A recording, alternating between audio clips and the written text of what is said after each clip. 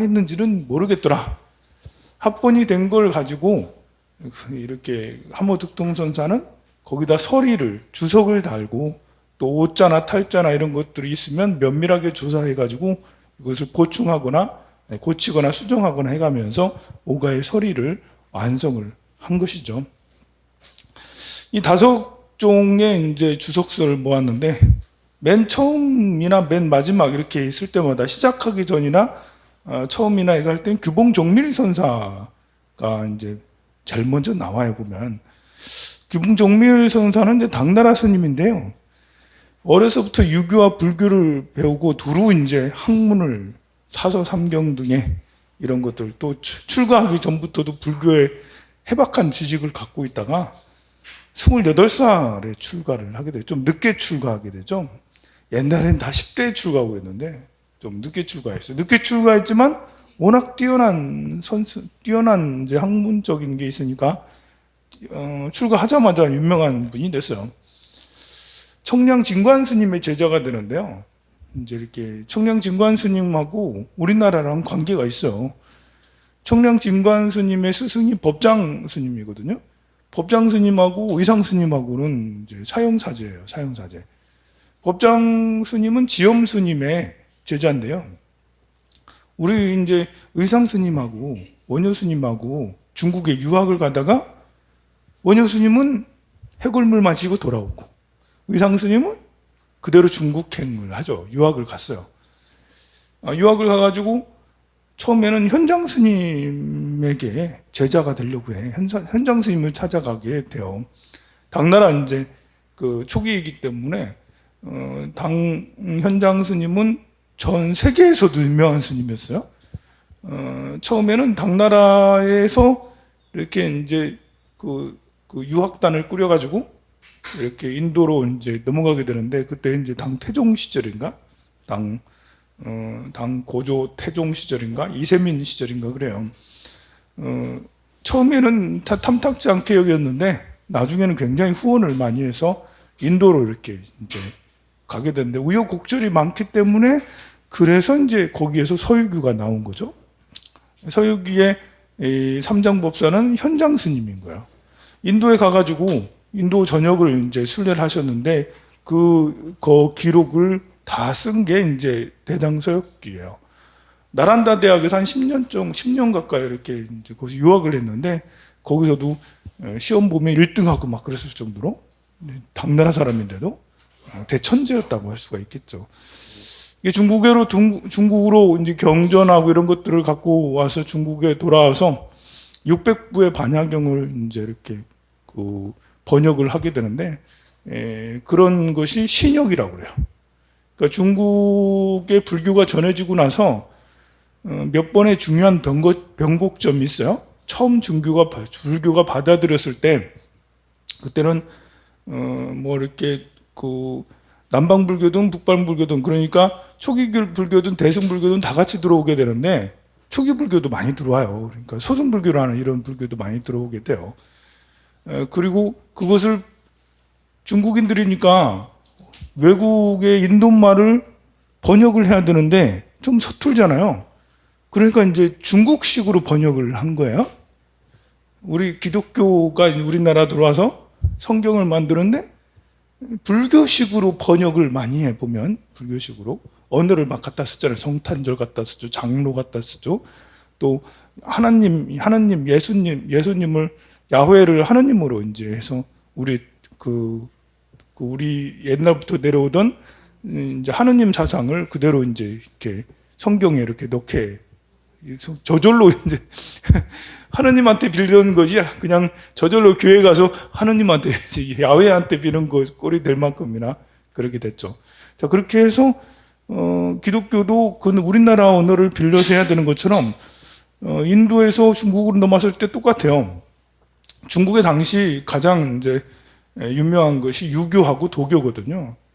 불교가 도교랑 좀 비슷한 게 있어요. 유교는 사회적인 거잖아. 관계적인 거잖아요. 유교는 속세에서 사람들이 어떻게 부모 자식은 어떻게 하고 군과 신은 어떻게 해야 되는지 이런 도리에 대한 이야기잖아요. 그리고 도교는 속세를 벗어나는 거잖아. 속세를 벗어나서 산속 깊은 데 있으면서 벽곡을 하면서 불로 장생을 찾는 좀 신비주의적인 이런 것이 도교잖아요. 그래서 불교는 도교랑 좀 비슷한 느낌이 있어서 도교적인 언어로 불교를 해석을 해요. 그때 이제 공인이, 무인이 이런 식으로 이제 불교를 해석을 하게 되는 거죠.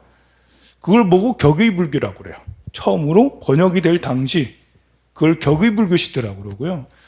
한 300년 정도, 200년 정도 지나서 격의불교 시대가 한 100여 년 이렇게 가요. 한 200년 가까이 지나서 구마라집 삼장이 이제 이렇게 출연하게 돼요. 구마라집 삼장이 번역을 하면서 완전 이렇게 전혀 다른 격의불교적인 도교적으로 해석하지 않고 중국 중국 냄새가 나긴 나는데 굉장히 근데 이 원문에 가깝게, 그리고 이제 서민적이게, 그리고 문학적이게, 누구도 그렇게까지 표현할 수 없을 만큼 굉장히 문학적이고 서민적이고 또 핵심과 요약을 잘 짚어서, 그 핵심을 잘 짚어서 번역을 하게 되죠. 그게 이제 법화경이고 그게 금강경이고 하는 이런 유마경, 이런 여러 경전들을 번역을 하면서 이 불교가 이제 구역의 시대가 되는 거예요.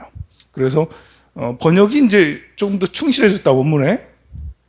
그래서 중국 불교가 굉장히 흥하게 돼요. 당시 또 정치적인 영향 때문에 5호 16국에 해서 오랑캐이기보다는 북방의 이제 민족들이 이 중국을 다스리게 돼요. 여러 나라가 생기면서 북방 민족이. 그러다가 당나라가 통일해요? 아니, 수나라가 통일하죠. 수나라 통일하고 얼마 안 있어서 수나라가 망하고 당나라가 다시 이제 통일을 하게 되죠. 그때 나타난 게 이세민이 통일을 하게 되고, 이때 나타난 게 현장 스님이 그때 나타난 거예요. 그래서 인도까지 갔다 와가지고 번역을 하게 되는데, 이 번역이 이후에 중국 불교에 지대한 영향을 줬다 해서 신역이라고 하는 거예요. 신역. 처음에는 격의불교 시대, 그 다음에 구역의 시대, 그 다음에 신역의 시대. 그래서 이 중국 불교의 기틀이 다져졌다. 그리고 현장 스님의 위치가 굉장히 큰 거예요, 중국 불교에서. 그러다가 이제 그 현장 스님의 그런 위상이 한국에까지, 신라에게까지 이렇게 전해지게 되면서 의상 스님도 떠날 때, 나는 현장 스님의 제자가 돼야지, 이런 생각으로 떠났지만, 왜 그런지 모르겠지만 현장 스님한테 안 가고 종남산에 지엄 스님한테 가요. 종남산의 지엄 스님은 이제 화엄경의 대가였어요. 그때까지만 해도 현장 스님에게 가려서 뭐 대단한 스님은 아니었어요. 그런데 이렇게 의상 스님이 제자가 되고, 당시에 의상 스님이 막 공부할 때 법장 스님은 그 옆에서 이제 이렇게 출가를 안 하고 지엄 스님의 속가 제자였는데, 이제 좀 시간이 지나면서 출가를 하게 되고, 법장 스님이 또 지엄 스님의 이거 화엄 사상을 정말 체계적으로 잘 정리를 하게 돼요. 그리고 나서 그 제자가 청량 진관 스님, 그 제자가 규봉 종밀 스님으로 이어지면서 중국의 화엄학의 기틀이 막 형성이 되고, 우리나라는 지엄 스님에게 배워온 의상 스님이 그 이후 부석사를 창건하게 되고, 또 그 화엄 10찰, 이제 의상 스님 화엄경을 늘 설법을 하면서 전국에 화엄 10찰, 10개의 화엄 10찰이 생겨나게 됐죠. 거기다가 또 이제 이렇게 원효 스님께서 유학은 안 가셨지만, 유학은 가시지 않았는데 유학한 사람보다 더 잘 해설해. 그 글도 더 잘 쓰고, 또 보는 안목도, 글 쓰는 안목도, 또 법문하는 안목도 훨씬 뛰어나. 원효 스님도 화엄 사상을 좋아하셨어요. 화엄경을 좋아하시고 화엄경 강의를 하시고 화엄경 해설을 하셨어. 게다가 의상 스님은 정통맥을 받아왔어. 그래서 이제 신라 말기가 되면 거의 대부분의 스님들이 화엄경 공부를 해요. 고려시대까지. 그래, 여기 규봉 종밀 스님이 나와서 이야기를 좀 길게 했네요. 우리나라는 그래서 화엄불교라고 할 수가 있어요. 원효 의상 스님 이래로 화엄경에 심취했고, 고려 초기에 그 구산선문의 스님들도 유명한 구산선문의 대가 스님들, 선사 스님들이 있거든요.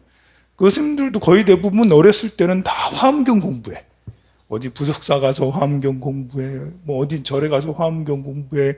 그러다가 이제 중국 유학 가서 참선하는 그런 문화를 배워서 우리나라에 들어와서 구산선문을 창건한 거예요.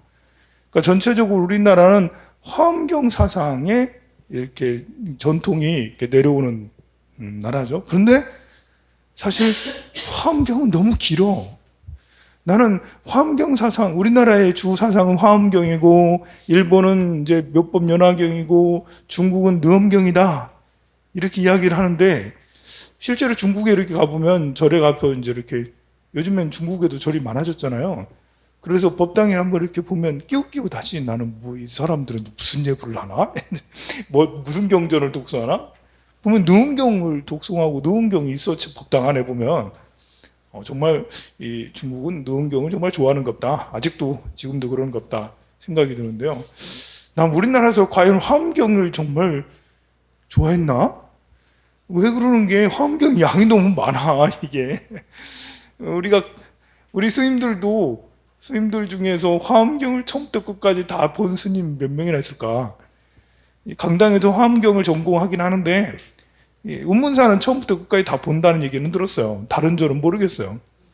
우리 해인사는 그 전에 저 스님 계실 때 저기 스님 부산에 수진 스님이 이제 강주로 계실 때는 수진 스님 화엄경 처음부터 끝까지 다 안 보고 입법계품만 보고 그러셨거든요. 워낙 양이 많으니까 입법계품만 해도 책 몇 권이나 돼 그게. 그리고 우리가 이제 작년, 재작년 이렇게 해가지고 2년 동안 화엄경을 떼긴 떼서요. 하긴 했어. 근데 다들 수업 시간을 지옥처럼 생각하는 거지. 수업 시간은 굉장히 힘들게 고난의 행군이었어 우리도. 공상단만 고난의 행군한 게 아니라 우리도 고난의 행군을 2년 동안 이렇게 해가지고 화엄경을 겨우 마쳤습니다. 이게 그만큼 방대하고 길고 법화경은요. 법화경 7권이잖아. 소설책 한 권 두께 주거든요. 법화경은 재미가 있어요.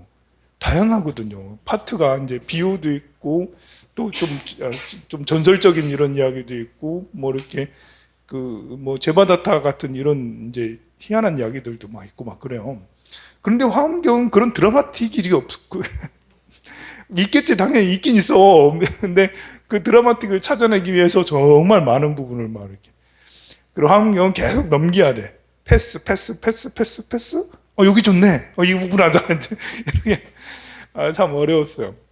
난 그래서 우리나라가 화엄학을 전공을 하고 화엄학으로 이렇게 이루어진 신라 고려 시대 화엄학이 불교 우리 거의 뭐 국교가 불교에 가까웠으니까 분위기가 화엄경 위주였다라는 것이 참 약간 놀랍기도 하고 화엄경이 그렇게 기니까 근데 또 이렇게 역사를 쭉 옛날 스님들 일대기를 쭉 보면 화엄경을 거의 대부분 전공했어. 선사 스님들도 보면. 그런데 이게 이제 몇 프로의 스님들만 보지 않았겠나. 이제 민중들까지는 이제 좀 어려웠지 않았나. 그래서 스님들이 화엄경을 공부해서 화엄경의 사상처럼 화쟁 사상, 우리 통합의 사상, 또 화엄경은 말 그대로 이제 꽃으로 장엄된 거잖아요. 여러 보살들이 막 나와요. 그래서 부처님보다 보살들의 설법이 부처님의 설법은 거의 없어요. 1%도 되지 않아요. 부처님의 설법은 거의 대부분 거의 뭐 99% 이상이 보살들의 설법이에요. 보살들을 대우를 많이 해주는 거죠. 보살은 출가보살이 있고요, 제가보살이 있어요. 이렇게 이제 우리 지장보살처럼 이렇게 탁 머리 깎고 이런 분 거의 출가보살에 가깝고요. 관세음보살님이나 보현보살님은 제가보살이라고 할 수 있겠죠. 문수보살도 출가보살이 좀 가까워요. 그러니까 여러분들이죠. 여러분들 보살님들이잖아요. 거사님도 계시지만 뭐 거사님도 다 보살이지 뭐. 왕관 씌워줄 거예요? 저 왕관 저를 씌워주는데. 그 보살들이 설법을 하니까 사실 설법이라는 게 강단에 나와서 이렇게 설법이라는 게 부처님 앞에서 설법이라는 게 아무나 하는 게 아니잖아요. 생각을 해봐요. 부처님이 왜 앉아있어? 나와가지고 부처님 앞에서 설법을 해. 이것은 부처님을 대신하는 거고 부처님과 똑같다라는 거 인정을 하는 거잖아요. 그리고 거의 대부분의 보살들은 출가보살이기보다는 제가보살이라고요. 이것을 이야기하는 건 뭐냐면 대한민국의 사람들의 근성에 대해서 얘기하는 거예요. 대한민국 사람들의 근성은 여러 사람이 있어도 자기 몫을 내는 사람들이다. 그러니까 개개인 한 사람 한 사람의 능력이 우수한 능력과 또 그 능력이 각자마다 특화된 능력을 가지고 있고 이 사람들이 모여진 집합체인데 대신에 그러다 보니까 화합하기는 어렵지만 이 사람들이 화합을 하면 굉장히 폭발력을 가질 수 있다. 그러니까 이제 이렇게 촛불혁명 같은 이런 것들도 나오는 거고, 뭐 이제 그 반대로 이제 태극기 부대도 나오는 거고, 또 그리고 검찰 개혁을 하라 뭐 이런 거 하면서 거기도 촛불을 들고 또 나오고, 이렇게 할 수 있는 것도 우리가 4.19나 이제 또 6.29선을 만들어내고 하는 것들도 우리 민족성이 그런 성격을 가지고 있기 때문에 화엄경적인 그런 것을 가지고 있기 때문에 일어난 것이다 라고 할 수가 있죠. 세계 여러 나라 중에 우리나라 같이 이렇게까지 한 나라는 없죠. 네, 우리나라처럼 이렇게 민주화를 혁명으로 4.19와 이제 6.29로 이제 혁명으로 이렇게 민주화를 이루고 그 지금까지 이렇게 독재로 흘렀던 정권을 촛불혁명으로 이렇게 심지어 소고기 파동 때도 소고기가 뭐라고 다 모여가지고 100만 명이 나와 10만 명이 나와서 그 소고기 수입하면 안 된다 이렇게 자기 소리를 내고 그리고 자기 소리를 내서 정권을 바꾸고 그 정권이 안정적으로 이게 진행이 되고 이런 나라는 대한민국밖에 없어요. 자, 그런 것이 화엄경의 힘이지 않나. 신라 고려시대 때 많이 이렇게 공부했던 화엄경. 조선시대 스님들도 비록 이제 억불 숭유 정책 때문에 길을 못 썼지만 조선시대 스님들도 화엄경을 중시 여겼어요. 지금에야 이제 화엄경이 너무 많고 너무 이렇게 대승불교다 보니까 이렇게 좀 장황한 이런 게 많이 있거든요. 그래서 제후를 못 잡아서 그렇지, 대우를 못 받아서 그렇지. 그 다음에 육조 해능스님, 육조 해능스님이야말로 이게 뭐랄까 중국적인 요소가 굉장히 강한 스님이에요. 중국과 우리나라의 중국과 인도 문화의 이 특색을 성격이 서로 다름을 여실하게 보여주는 게 육조해능스님이죠. 육조해능스님으로 인해서 중국의 선종이 발달이 됐고 이렇게 이 당나라 시대에 이렇게 선종이 일어나고 그 다음에 송나라, 원나라, 명나라, 청대까지 선종이 이제 거의 주도를 해놨어요. 중국 불교를 주도해갔어요. 오로지 선종천하였어. 정토종 옆에 같이 끼긴 했어도 선종천하였어. 원나라는 좀 밀교가 좀 강하긴 했어요. 그러나 이제 명나라, 청나라에 또 계속 선종이 이제 득세를 했는데요. 중국 천하가 선종이 되게 된 것은 육조 스님의 이런 이제 일화가 근본이 된 이렇게 중국적인 요소가 있어요. 중국 구라, 인도 구라, 두 나라가 구라가 아주 이제 뻥이 엄청 센 나라. 인도 뻥, 중국 뻥. 뻥이 엄청 센데요. 뻥이 서로 달라요, 조금. 어떻게 다르냐면, 인도의 뻥은 숫자로 일단은 기선을 제압을 해요. 8만 4천, 뭐 10만 8천이, 뭐 3천 대천 세계니, 뭐 이렇게. 그리고 백천만 급 난조우니, 뭐 이렇게 하면서. 백천만 급. 굉장히 오랜 시간과 굉장히 넓은 공간. 우주에 뭐 이제 이렇게 3천 대천 세계가 있고, 뭐 수미산이 있는데, 3천 대천 세계, 지금의 우주론하고 비교해봐도 전혀 손색이 없을 만큼 우주의 크기를 뭐 엄청나게 하잖아요. 역사상 그런 나라는 없었거든요. 우리나라도 겨우 이제 해봐야 이제 하느님이 있고, 하느님의 아들이 환웅이고, 신이잖아, 환웅은 이제 곰하고 결혼하게 되죠. 마늘 잘 먹는 사람하고 결혼했어.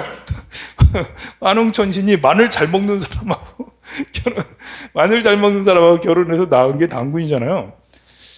그러니까 하늘계하고 인간계, 동물계 이런 것만 상정이 돼 있어요. 우리나라는 뭐 중국도 그렇게 다르지 않아요. 뭐 이제 저쪽에 이집트 문명이나 이런 데도 마찬가지예요. 메소포타미아 문명도 그렇게까지 뭐 이렇게 공간을 확장하고 뭐 이 정도는 아니었는데 인도스 문명, 인도인들은 정말 공간적으로, 시간적으로 굉장히 확장이 되는데 이것이야말로 이제 지금은 이제 과학적으로 많이 발전이긴 했지만 당시만 해도 구라죠, 구라. 이제 뻥이야, 뻥. 엄청 뻥이 센 거야, 이제.